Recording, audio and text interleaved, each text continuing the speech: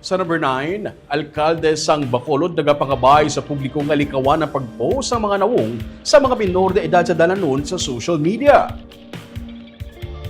Nagapangabay sa publiko si Bacolod City Mayor Greg Gasataya ang alikawan ng pagbalahandra sa social media sa itsura sa mga kabataan sa dalan. Ini matapos kaginsiling sa Department of Social Services and Development nga isa sa mga bata nga nakuhaan sa video sa North Capitol Road kaupod sa mga nagasingot sang solvent ang hindi na mag-eskwela bangod nahuyan siya.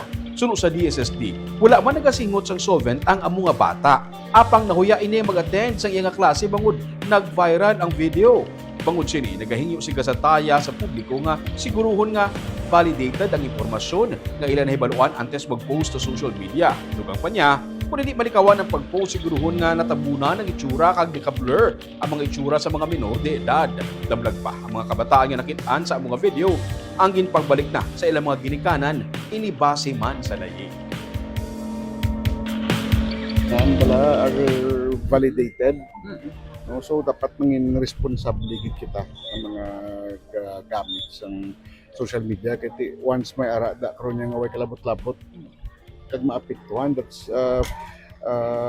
mentally kag emotionally apektado ang kabataan.